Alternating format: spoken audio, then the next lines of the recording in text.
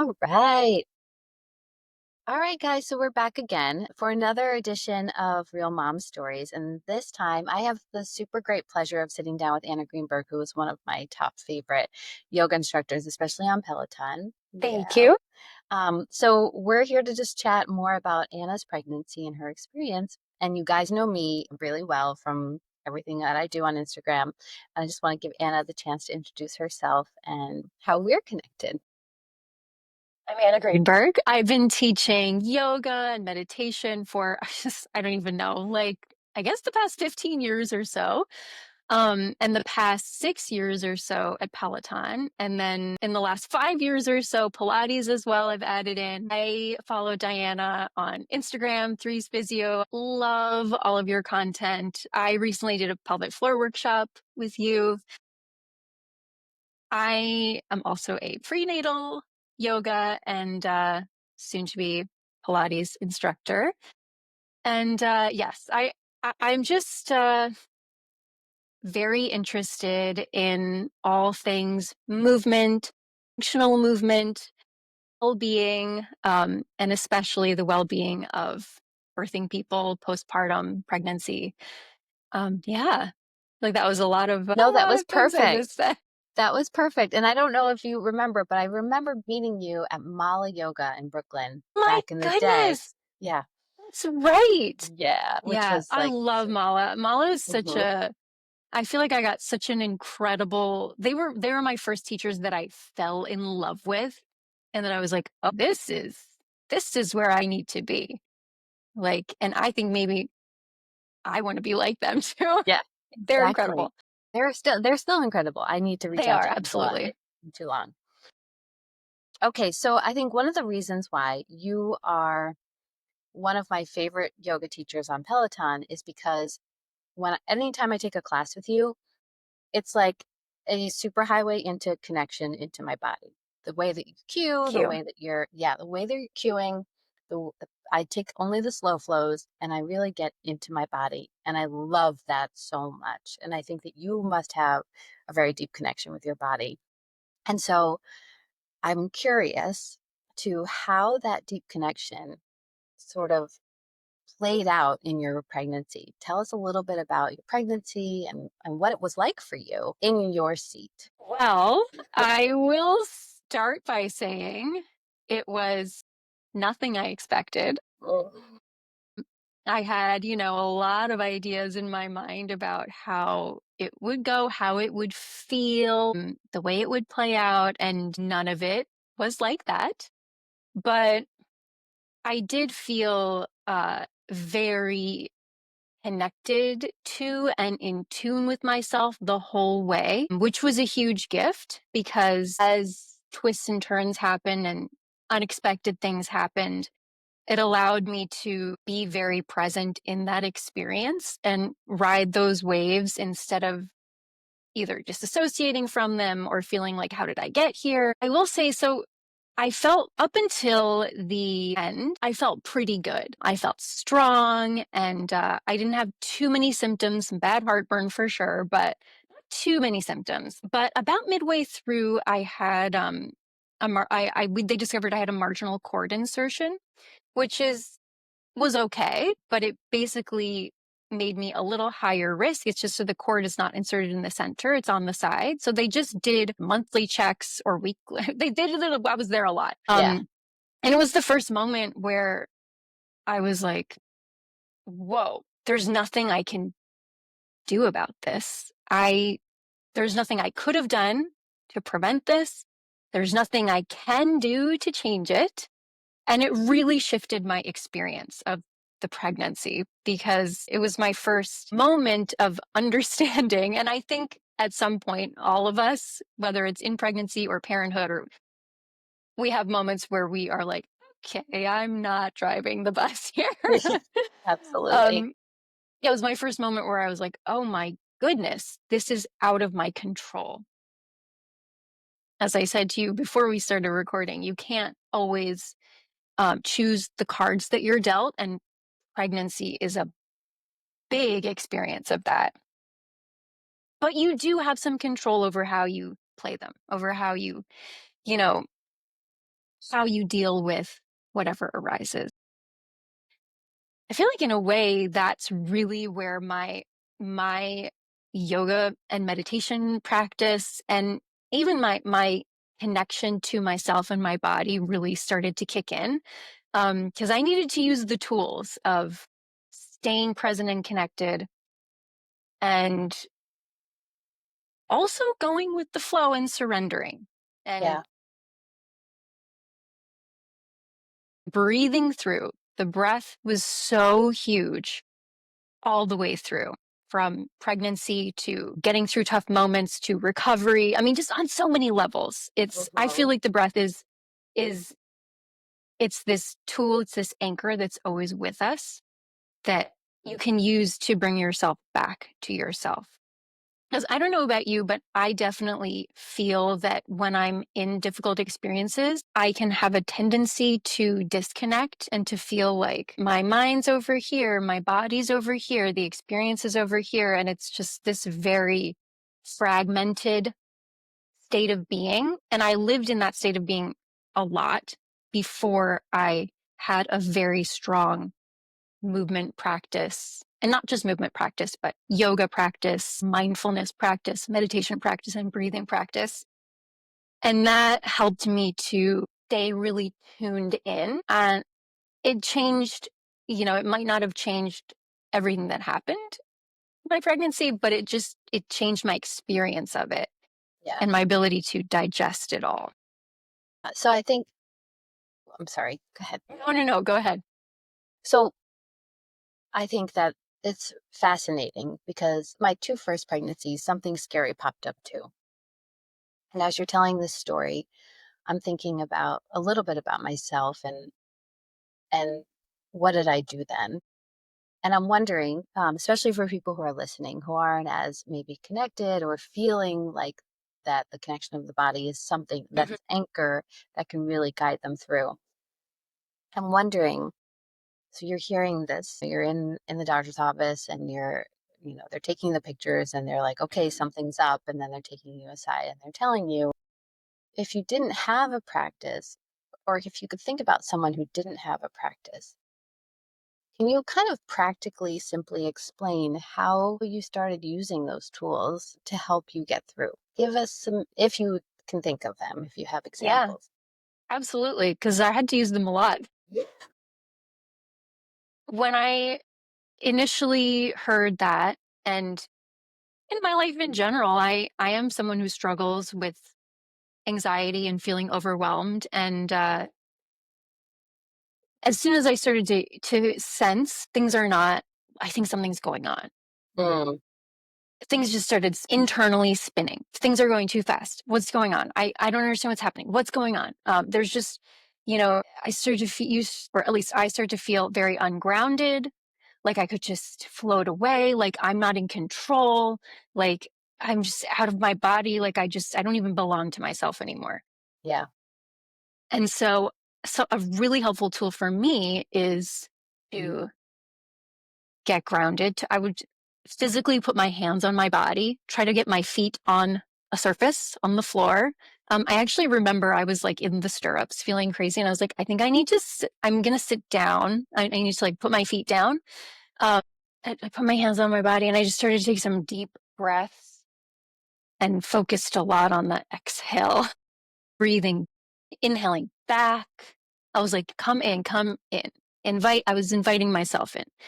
I was thinking in that moment, like, it's not just me, like I have this being in me now and I need to be okay for them. Like I need to keep this container okay for them. Whatever is going to happen, we're going to get through it. So I put my hands on my body. I did some breathing. I closed my eyes and I personally really like a mantra, especially in these moments where things get very frantic because it's something to hold on to. And sometimes I feel, especially in high stress moments, to just close my eyes into nothingness is too stressful for me. So I did the touch, and one of my favorite mantras is I am here, inhale, I'm here, exhale, this is now. And it just brings me into this moment. It kind of lets me know is not going to last forever, but this is right now. I can be here right now. Sometimes I also just in really high stress moments would just be like, I'm okay. I'm okay. I'm okay. Just whatever you need to hold on to. But those are two of my faves. And it really settled me to be able to be present in the experience because it just gets so hot. I really remember it. Just even everything started to just go fast. And I was like, what's going on? Is it okay? And my husband was there and he was just, we don't know. Like, let's just, Yeah. Yeah. And to not feel in control. Those is such a trigger for anxiety. such a Yeah. trigger. But those tools really work. And there's a lot of science behind the slow exhale. And there's a lot of Hmm. science behind talking to your amygdala through mantra Yeah. and feeling safe. Okay, so you're walking around. At what point during your pregnancy did you hear that news? Do you remember? I think it was the 20-week scan. 20 week. Okay, so you've got 20 weeks left. Yeah. Okay. I have something else as well. Okay, okay. I also um, had a previa that resolved. Okay. But they said that as well. And I was like, so they were like, so no deep squats, no this and that. And I was like, oh, great. Just take all my tools away from me. Um, so that was annoying. Yeah. It was another really, and I was very, at that time, I was very also attached to having a vaginal birth and I wanted Yeah. to, I wasn't, my view was I want to try, I wanted to try to have as little intervention as possible. Try, I wasn't married to unmedicated, but I was just like, Right. let's try. I want to Yeah. set myself up for success here with this. Like, I want to try and Hmm. experience it as much as I can. So if you have a placenta previa, at the time of your birth, you have to have a C-section. And I was just like, please I was like, let them not just tell me I have to have this. Like, I just keep, please no. So it was a lot to sift through, and to not be able to do my same movement practice that I was Yeah. used to. Although I did still do quite a bit of movement, which I think was totally fine. I think being in tune with my body, I didn't have this fear of like, oh gosh, I can't move. Like I felt like I'm in tune. I know I'm okay. Yeah. So Yeah. Well, I think that can really help because I've met so many people who've been pregnant and who kind of, it's almost like you get the rug pulled out from under you when mhm. you either hear that your birth plan isn't going to happen or that something's not exactly how you envisioned it's going to be because you've already played it all out in your head as Of a course, story, of as a course. narrative. And the more rigid we are in that narrative, the more stress it creates in our Mhm. nervous system because now there's this feeling of, well, threat almost like I'm not going to get what I want. And I think that's why those tools that you have of just being able to pull yourself inside yourself and downregulate, they're so important during pregnancy and especially postpartum as well. I'm curious, so you didn't have your normal movement practice after you heard about your previa. So those additional 20 weeks, you're walking around with this almost like more tenuous situation that you thought. How did you take care of your body? How did you keep yourself grounded with these things swirling? Well, I did still do all my practices. I just adjusted them. And I was teaching prenatal yoga at the time, and I work with a wonderful trainer, strength training, Pilates, and I was taking prenatal. So I just let everyone know, including myself, what was going on. And we just adjusted. So I did as much as I could, and I really let go as much as possible of expectations of what I thought it was going to look like, what I thought it was going to feel like. And I tried to just be really fully involved in what it was. And it was actually, once I kind of got wrapped my head around that, it was fine. It Yeah. was good. It's like, And well, this I is my journey enjoyed, now. Yeah. yeah, Yeah. You I enjoyed enjoyed it. moving with my baby and I Good. enjoyed it. Yeah. I enjoyed it too, so much. I thought it was such a fun experience, and I was lucky enough not to feel super sick Hmm. so that I could do it. But it's so funny because Emily, my business partner, we were pregnant together for like 11 years on and off. She Well, was so sick for all of I know it pregnancy. can happen. I also wasn't. Yeah. I remember at a certain point in the middle where I thought, I think I'm gonna be lonely Yeah. when the when I have the Yes. baby. I was like, I'm gonna be Yeah. lonely without my bum. Yep. Later, I did not feel that way. Yeah.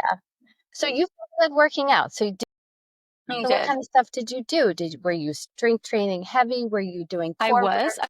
Yeah. I was. I mean, we adjusted a bit during the time when I had the preview, which did resolve. Good. But but yeah, I did. I did a lot of strength training and I did a lot of prenatal yoga and prenatal Pilates. I and a lot of walking around. And Yeah. I did a lot. I did my normal stuff. And Yeah. I was teaching. So I got to do it there as well. Yeah. And it felt really good. That's awesome. That's awesome. Do you want to talk about your birth and if it went according to plan? Sure didn't. uh, um so I had a very difficult late pregnancy, Mm, birth, and postpartum experience. I started to have really difficult symptoms towards the end, which were wild and like so unexpected. At a certain point, I got numbness and pain in my heels whenever I would do like a downward dog. And I was yeah. like, I have to do a downward dog. But that was my weirdest symptom that stayed until the baby was out. And I went to PT. I did so much. I couldn't, it was just like, this is going to It be was how your probably heels just are sitting now. on your sciatic nerve. Yeah. Yeah. Yeah. Your spine. Yeah.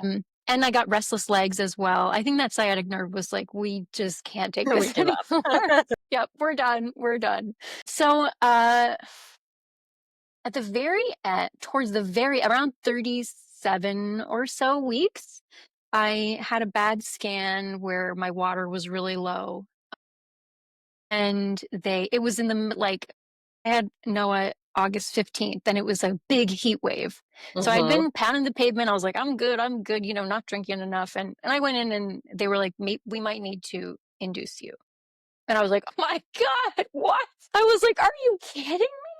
I was Yeah. so not prepared for this. I mean, they didn't, but they were like, you need to know. I was like, okay, I'm done working. It was just like an abrupt, Yeah. need to kick my feet up and drink like 50 gallons of coconut water, Yeah. which I did. And the water went back up. But they were checking me like twice a week now. And they said that Noah was IUGR, intrauterine growth restricted. So he was growing fine, Very. but his abdominal measurement was small. Hmm. And I was 38 or almost 38 at the time. So I was a little bit advanced maternal age, which is, a red flag for them, Yeah. whatever. And so he was growing well. So they were like, we we would love to induce at like 39 weeks. They let me keep going. And I was like, please, I had in my mind the two big things I had in my mind that I was not flexing on. And by flexing, I mean being flexible. Sure, And sure. I was like as rigid as a cement block was, I Yeah. don't want to be induced.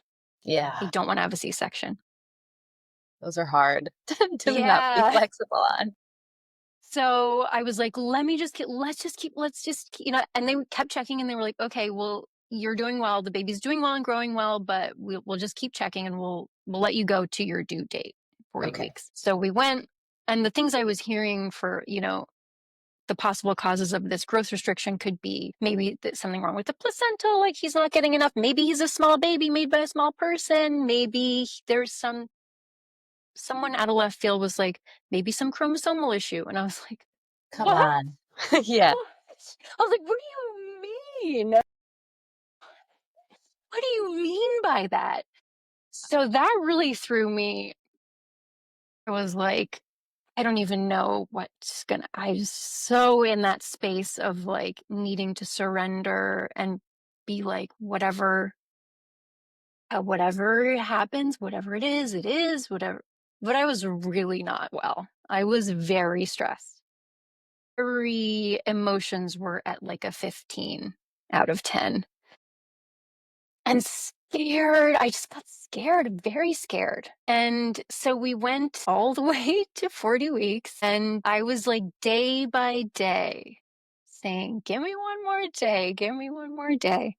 And then some things happened and I had to be induced. Yeah. And I was ready. I was ready. So I went in, I was induced. I got every single intervention that I didn't want, every single one. I mean, I got Pitocin from 0 to as high as they could give it. And then I had to take it all the way back down and do it all over again because nothing was happening. Also, I will say a big piece of this was that so Noah was sunny side up, occiput posterior. That was another thing where I was like, I was doing the spinning babies. I was doing my prenatal. I was like, I was not, at a certain point, I was not even sitting. I wouldn't even sit down. I was like sitting forward. And I was doing everything I could think of, acupuncture. Oh, So he was OP. So the I got to, he wasn't budging. And then eventually they broke my water because it was just going on too long. right. And then the pain was excruciating. Like it Were was you at just a all, birth center or a hospital? I was at a hospital. I worked with ULA, which is a midwife practice that births out of Mount Sinai West, and they have an OB. They let me go as long as I could, and they were like, "Hun, we gotta do this Yeah. now." So we did it, and then it was like the pain was crazy. So I got an epidural, but the epidural kind of like work even because it was just this insane back labor. I had back labor and the epidural doesn't work. I could swear. I Upside swear, down. I was like, It never you stops. guys, the baby is coming right now. And they were Yeah. like, you're 1 centimeter dilated. Yeah. But I They're think like, people you're don't not. get it. And you have a contraction, and then everyone will be like, "Well, don't you feel better? It's over." And I'd be like, it's worse. I'm No, back no. labor. Yeah. So we did that for And you're all 48 like, hours. "My God, Cause I was like, I was like, we're not doing a C-section. Don't. And you're a then, warrior." 48 hours. well, it wasn't like, I mean, I must have been on so much medication at that point, but it was really hard. It was very painful. Yes. And we did different positions. We did as much as we could. And then we did a C-section. I was like, okay, I'm ready. Yeah. So we did that. And I was really exhausted at that point and like shaky and like Yeah. just, and I was scared for my life. I was scared for the baby's life. So much. It was So hard. much. It was hard. Yeah. And I just remember first hearing him cry. And I was like, Yeah. And uh and they even were like, "Do you want to see him being born?" And I was like, "No, thank you." No. I had all these ideas that I'd want to be so Yeah. involved, but I was like, "Just get us out of here." Yeah. I was like, "Please just put me back together and Make it end. make it end." Yeah. Yeah. So, then they he was great, he was fine. Which is wonderful. They found when they took him out that the cord was wrapped around his neck a bunch of times, which meant that every contraction he was going up. So he never went down. So My that's what was gosh. happening. Okay. And he actually We was need, fine the whole yeah. time. He did never get in distress, but he was just going up. He was going up. He He was tethered never, to you. never so tethered. It's just like, could we not see that? Yeah. Why can't we see that? Apparently, it's very hard to see. Yeah. Yeah. So, Wow. yeah, You so needed it. No I matter what you needed it. tried. Yeah. Yeah, so in that giving birth and the way that on that day, which is when I had to do it, at that moment, that is how it had to happen. It had to happen that way. And I can make peace with that now, although I do still have a it wasn't going to happen differently. I wasn't going to wait longer. It wasn't going to happen differently.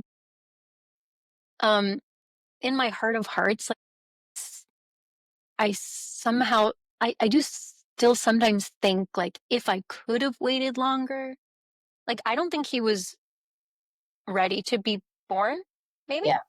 Yeah. And I feel like maybe if we could have waited, and I'm not saying I think that would have been the right thing to do, but maybe if we could have waited, maybe he would have gotten into the right position and maybe it would have been different. Because I really wanted this connection with him, that we would go have this dance together, and like it was just so different from that. But in a way, I don't know, it's how it had to be. And I'm sad about it. I'm still sad about it. I think that's okay to be sad Yeah, about. And I I think think it's your okay. story is echoed by so many other women. Yeah. And I think that I don't know if that sadness goes away.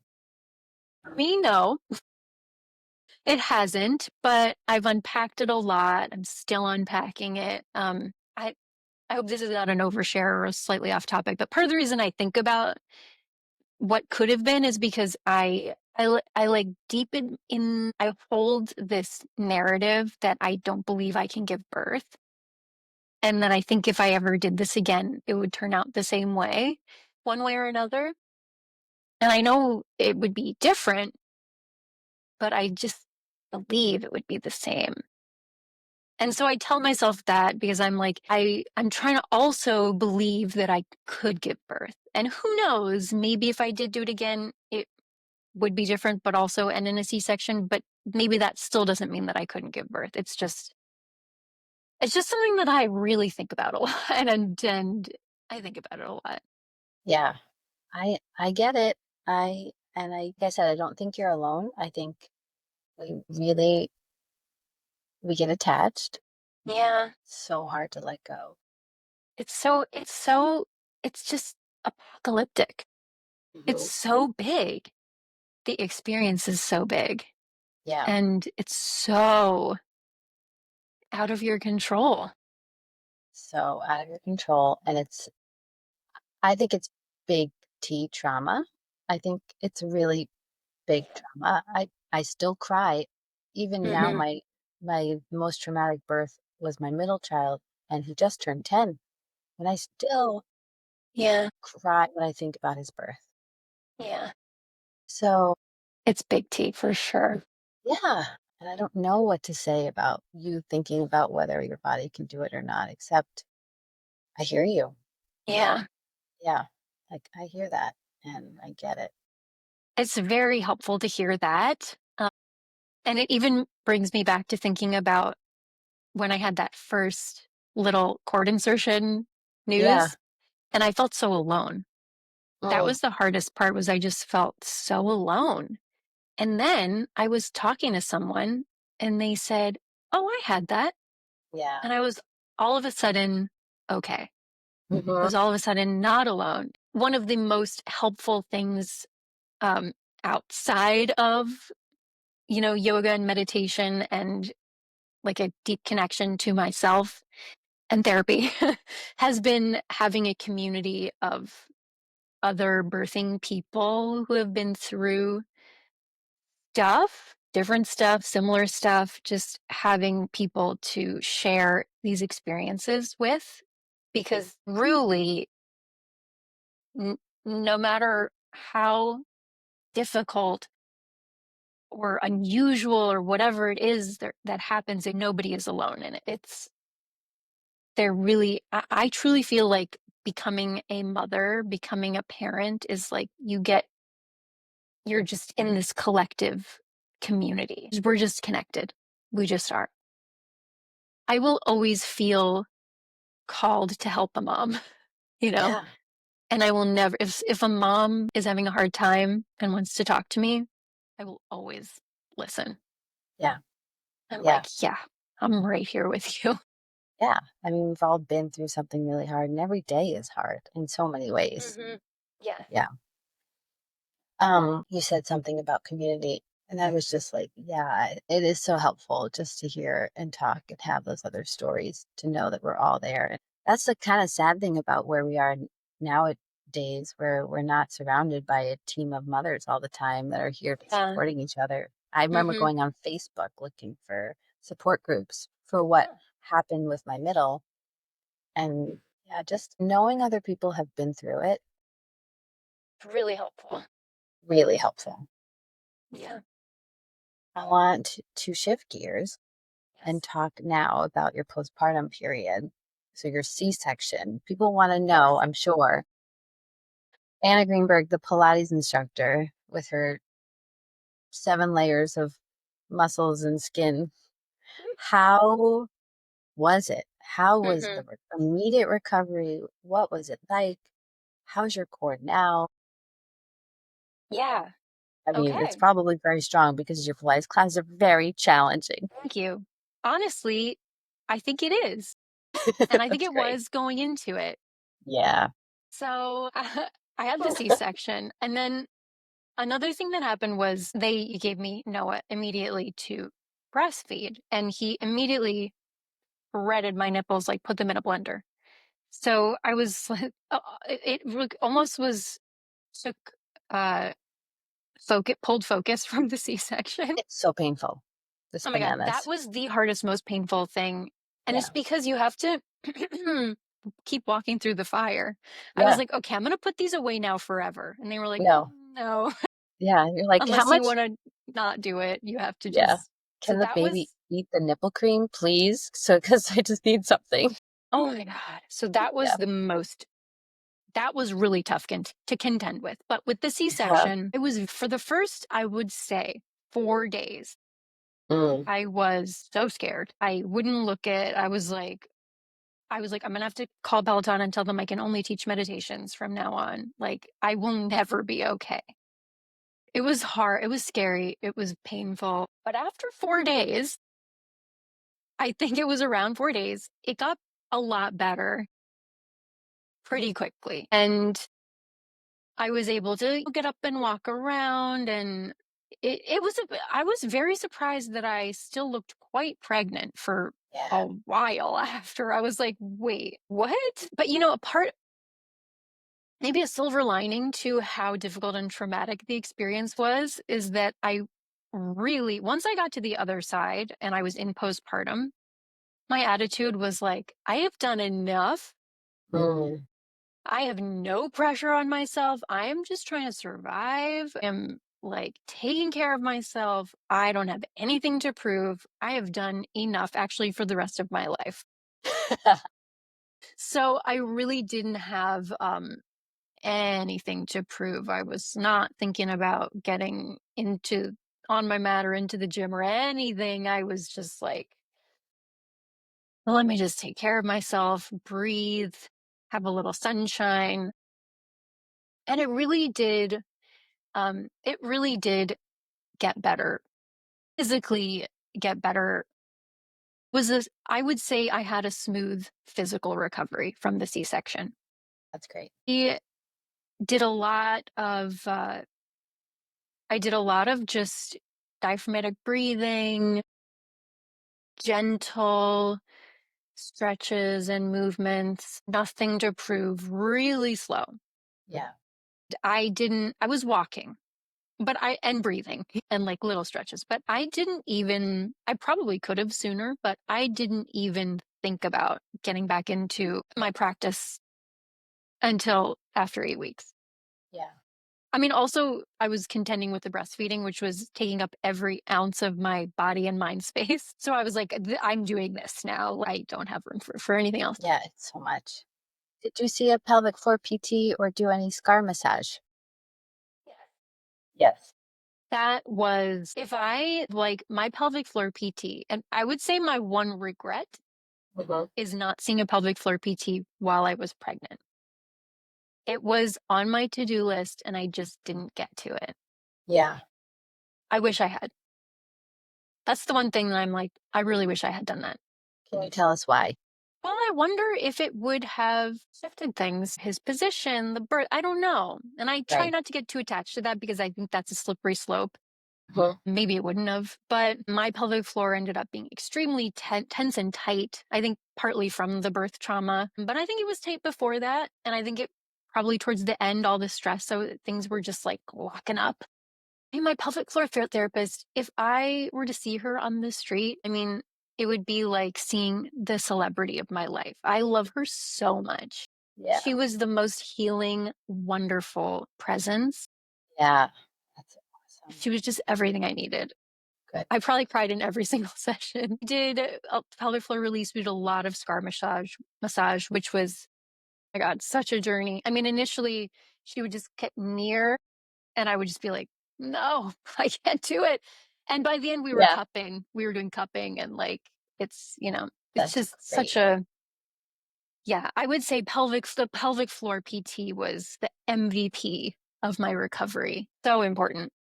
It really is. I mean, you can't get your core back if your pelvic floor is tight and you have a restriction on your belly wall. Yeah. Yeah. Good for So you. I didn't, yeah, thank you. I wish I'd gone sooner, but happy that I got there. And I highly recommend anyone that can go Yeah. to go. And I And it doesn't have end. I'm sure recommendations. you're still Yeah, doing. absolutely. That's a lifelong situation. It really is. Yeah, it Yeah. doesn't end. Tell us about, I think we'll shift back. So you got back, you feel strong, you're Hmm. practicing, you're teaching really awesome Pilates and yoga classes right now. And you did also do and also teach prenatal yoga. Hmm. Can you tell us about the prenatal yoga series you put together and also the prenatal yoga you took and what you got out of it? Just so we can have I it. taught a we did a trimester focused Mm. series, which I really wanted to do because I felt like each different phase of pregnancy is so different and so unique, and that I wanted to be able to speak to each trimester, because if you have a first trimester and a third trimester person in your class, they're doing different things. Totally. Doing it online and not even seeing them in front of you, I really wanted to be able to speak in much more detail to the bodies that were not in front of me but that were taking my classes. Yeah. So I was really happy that we were able to do that. And it was incredibly special. And I'm very proud of it. And I mean, I went through it, I went through it the whole way. And I was also practicing prenatal the whole way. I was practicing at Prenatal Yoga Center. And I feel like I got a lot of great knowledge, a lot of, it really helped me stay connected to my body, my breath, all of that. And it gave me information about, birthing positions and different things I could do. But I do want to say that it's a wonderful, prenatal yoga is so wonderful. And I hope that any birthing person who is interested in it would do it. It's beneficial. It's great. But I do also just want to say that I think there's not anyone, in a way, like before I had my birth, got a little attached to the idea that I'm doing all the right things. So it's going to work. It will maybe work out because I'm doing all the right things. But there really isn't a magical, practice or system or thing that you can do that's going to exempt you from Yeah. the unexpected happening. Like it could. So I, you know, I don't like to perpetuate the narrative that if I had just done, you should do this, or if you had just done this, then it would have gone better. I don't think that that's true. I think if it resonates and it helps you to feel good in your body and connected to your body and your baby and your experience and gives you those tools, I will say I used, even though my birth didn't happen the way I was hoping, I was using tools all the way through, from breathing to sounds. Like I was just in my body, in tune with myself, and I was doing whatever I could do to make it through each moment, through the waves. And I do think my practice helped me in a huge way to do that. So It's that's how it was the interesting. most beneficial. Yeah, I think a lot of people maybe get stuck in the like, okay, now I'm pregnant and these are the things that I should do to ensure the best outcome. And I feel like this is the theme of our talk. Yeah. If you can get past the shoulds, Hmm. listen to yourself and maybe what your baby is telling you, and then kind of let go of control and just do what you feel like you need to do. Yeah. and not be attached to the end. And it's so like, this is the It's most so Buddhist hard. meditative thing. Yeah. And it's so hard to not get attached to the outcome. Yeah. Yeah. Yeah. And yoga can help with that. It's Can help with the supposed to. non-attachment. It's supposed to. It's supposed Uh, to. Yeah. But I think we also have to realize that, we're humans and we're flawed and we're all just Mhm. doing the best we can. And I feel Yeah. like I say to myself probably 10 times a day, that's good enough, whether it's about the dishwasher or what I'm doing Yeah. at work. Like, I love that. that's all I got right now. I love Yeah. that. It's such a I have a narrative that pops up in my mind all the time. As a mom, as a working person, as a partner, I'm like, I'm not good enough. I'm not doing well enough. I'm not good enough. Why are they able to do this? Or why, can be Yeah. triggering for me when I see other people getting pregnant again. And I'm like, what's wrong with me? Why can't I do that? Why am I not ready for that? Yeah. Um, but we're all doing our best and it's hard. It's so hard. Such a It's hard. journey. Hmm. It's hard. Yeah. This was a great conversation. Thank you so much for holding the space and opening up the floor. I think, really important to have these conversations and share these stories so that we can all feel a little bit less alone and feel more supported and to know that it's okay. It's okay even to still feel sad and. It's kind of normal. Yeah. So thank you for that. Oh, I'm so grateful. I'm really grateful for you opening up. I'm really grateful for you bringing your story, your presence. I'm really Thank grateful you. for your classes. I'm really grateful to be able to hear all of these stories and to have the space and the time for it. I think I agree with you. Just so important to get out there. Such powerful stuff. I don't know. I like women just need each other so much. We do. We really Yeah. do. Well, And thank you. thank you. Awesome. Thank you, Anna. This was lovely You, Diana. It was so and so wonderful good. chatting. You too. All right. I hope I see you soon, and I'm sure I'll Yes. log in soon. Okay. Bye. Bye.